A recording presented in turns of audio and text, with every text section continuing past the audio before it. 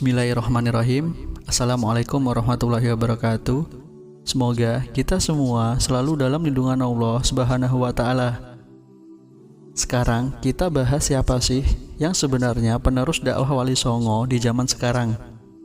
Apakah orang-orang Aswaja yang masih mempertahankan ibadah-ibadah nenek moyang, atau justru Salafi Wahabi yang ingin memperbarui ibadah-ibadah nenek moyang yang tidak sesuai dengan sunnah agar kembali kepada Al-Quran dan sunnah? Sebenarnya banyak versi tentang sejarah Wali Songo. Bahkan para wali pun sebenarnya tidak terbatas dengan 9 wali saja yang seperti kita kenal sekarang.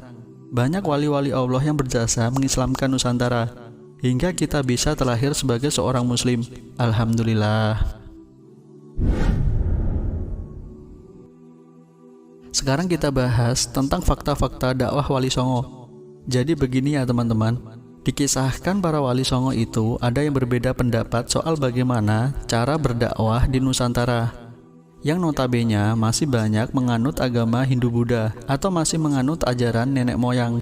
Dan dengan kebijaksanaan Sunan Kalijaga yang memang notabene adalah seorang wali yang asli pribumi, sehingga paham betul akan karakter orang-orang Jawa, maka beliau mengusulkan mendakwahkan Islam dengan melebur ke adat dan budaya penduduk setempat.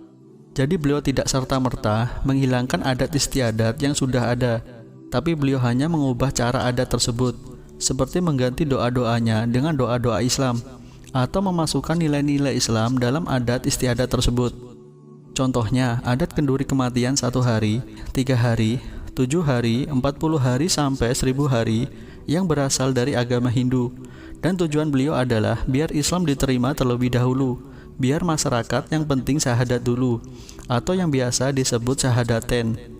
Dan harapan beliau jika masyarakat sudah pada masuk Islam, barulah dikit demi sedikit diajarkan Islam yang murni, sehingga adat istiadat yang bukan berasal dari Islam akan ditinggalkan oleh masyarakat. Masya Allah, inilah bijaknya Sunan Kalijaga. Tapi sebenarnya gagasan Sunan Kalijaga ini sempat ditentang sebagian para wali.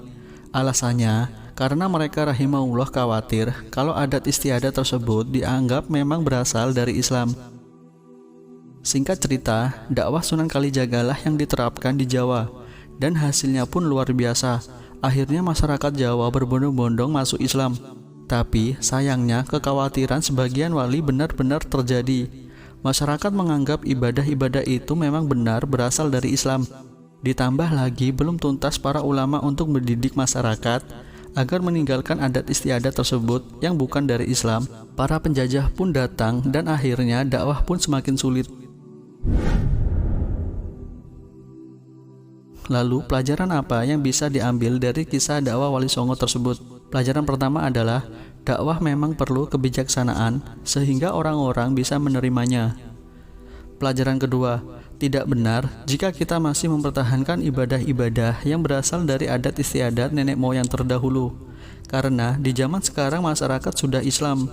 Jadi seharusnya kita mulai memurnikan Islam sesuai tujuan dan harapan para wali Songo.